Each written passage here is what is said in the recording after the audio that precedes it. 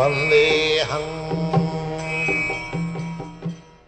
following is a class on Bhagavad-gita, as it is first, chapter text number 6th and 7th, given by His Divine Grace, A.C., Bhaktivedanta Swami Prabhupada, recorded on 11th July, 1973, in London, England.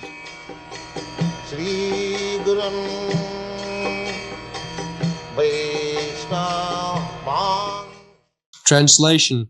O best of the Brahmanas, for your information, let me tell you about the captains who are especially qualified to lead my military force. So, formerly, 5,000 years ago, the same system, military, ordinary soldiers, then the captain, then the commander-in-chief, as there are gradation. In the modern age, the same thing was there. But Maharatha, they had good qualification. Maharatha means alone he could fight with many other charioteers. They are called Atiratha, Maharatha. There are different grades of fighters. So far, Pandavas are concerned, their son, Subhadra. Subhadra means Abhimanyu. Subhadra's son. Because he was Subhadra's son, his name was Subhadra. Draupadi's son, they are called Draupadi. In Sanskrit, it's like Bhagini, sister, Bhagini. Her son is called Bhagini. Nephews. So, there is link. As soon as we speak Subhadra, that means Subhadra's son. The Subhadra's son, he was only 16 years old at that time. He was married with Uttara, the daughter of Maharaj Virat. So, they are all Maharathas, ordinary, not ordinary fighters. This Abhimanyu was killed by conspiracy by same commander-in-chief. Bhishma, Karna, Dronacharya, Ashwatthama, they all surrounded him. And they did not allow him to come out. They are very experienced commanders. So this is Kshatriya spirit. You are simply a boy, 16 years old, and he had to be killed by the combined efforts of very, very big commander-in-chief. He was so great fighter. Abhimanyu.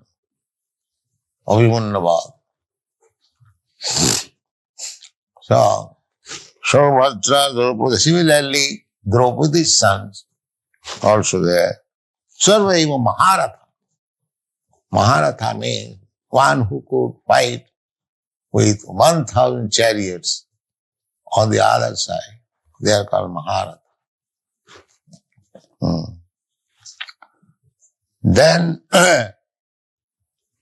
Duryodhana, first of all, he pointed out the military strength of the opposite side. This is intelligence.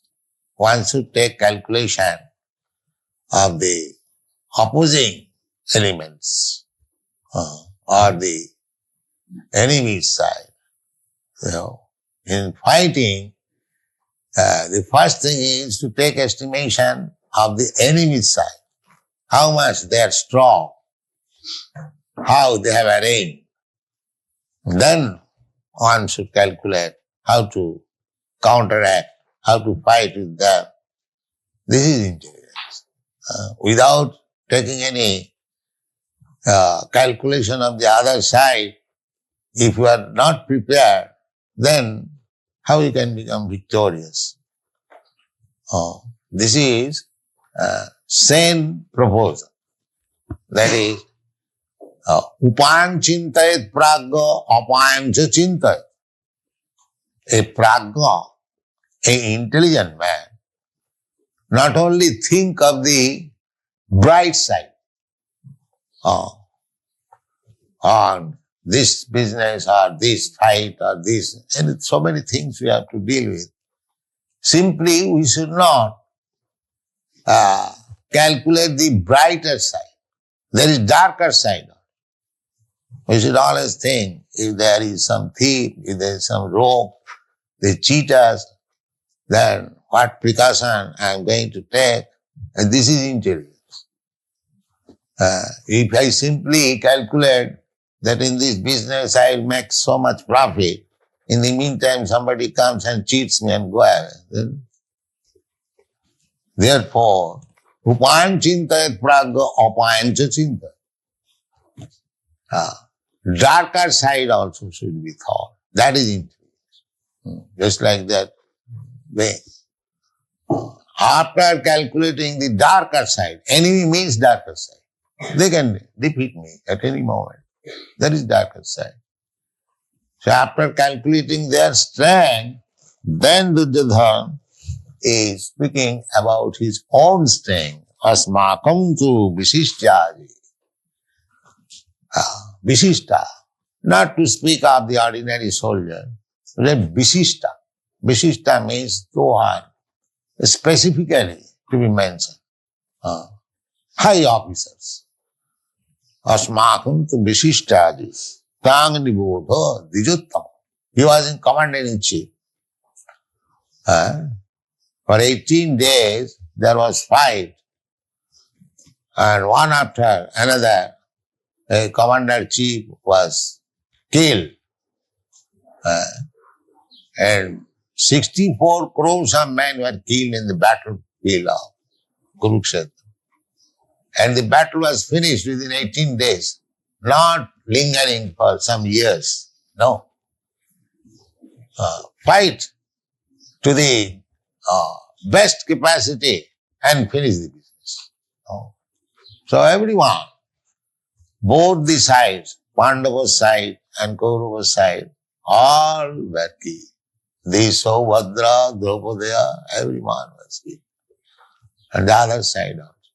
Only the 5 brothers, they remained, and the one grandchild who was in the womb of the mother, he remained. Otherwise, everyone is finished within 18 days. Such a great fight it was. And people from all parts of the world, they joined the battle of Kurukshetra. Somebody was criticizing me. The Swamiji, you are introducing this Hare Krishna movement. People are becoming coward. They simply chant Hare Krishna. So I replied that you will see the power of Hare Krishna movement in due course of time. He required, because there are 2 battles in India. The battle between Ravan and Ram. Ram, the battle of Rama. And another battle was battle of Kurukshetra. And in these 2 battles, the hero was Vaishnava and Vishnu. In the Ram-Ravan battle, Lord Ramchandra was there and his devotee Hanuman, Bajrang. Similarly, in the battlefield of Kurukshetra, Krishna was there and his devotee Arjuna was there. So, Vaishnavas, they do not simply chant Hare Krishna. If there is need, they can fight under the guidance of Vishnu and become victorious.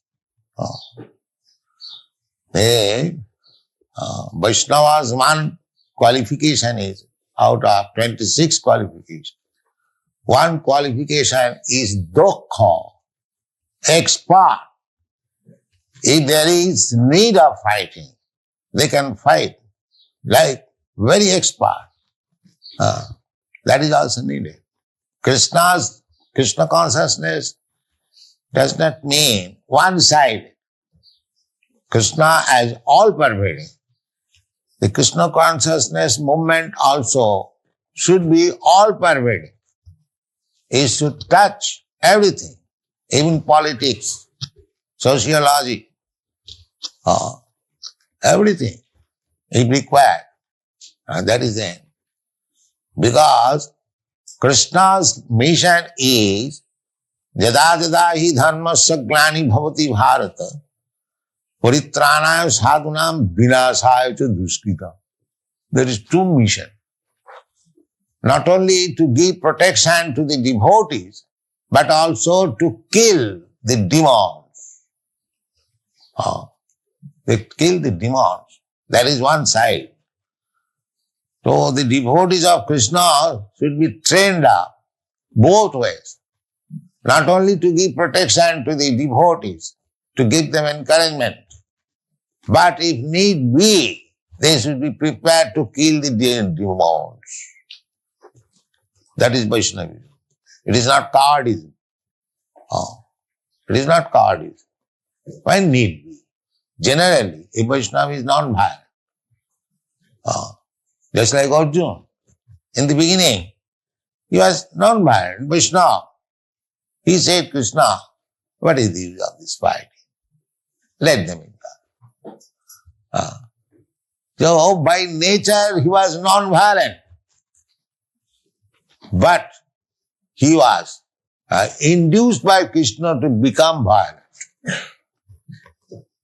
Your non-violence will not help. You become violent. You kill them. I want. So, if Krishna wants, we shall be prepared to become violent also. And Krishna, that is open secret. That paritranaya sadhunam vinasaya cha duskita. Two business of Krishna, two sides. So, those are devotees of Krishna. They should be trained up both ways. They should be prepared. But generally, there is no question of becoming violent. Unnecessary. As the modern politicians, unnecessarily they declare war. A Vaishnava does not do so. No, unnecessarily. There is no need of it.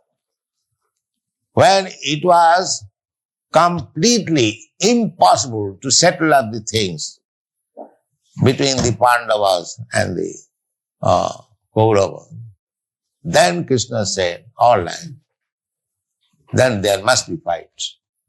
When Duryodhana declined to spare in a portion of land holding the Suchagra, the point of a needle, he refused that I cannot spare in so much land which can hold the point of a needle. Then the war was declared. There is no question of settlement. Otherwise, Krishna requested that these 5 Pandavas, they are Kshatriyas. They cannot become merchant or Brahmana. Brahmana's profession is Patan, Patan, Jajan, Jajan, Dan, Pratigha. Brahman can take charity from others. A sannyasi can take charity from others. Not a Kshatriya or Grihastha. No, that is not allowed. So, they are Kshatriyas. They cannot take the profession of a Brahmana. Neither they can take the profession of a mercantile man, businessman. They must have some land so that rule over, take taxation, and that is their living means. So, spare only 5 villages to these 5 brothers and settle up. Or what Duryodhana replied, no sir, What do you speak of 5 villages? We cannot spare even so much land which can hold the point of need. Then the war. So Vaishnava, they are non-violent. But if need be, they can become violent, for Krishna's sake. This is the battle of Kurukshetra.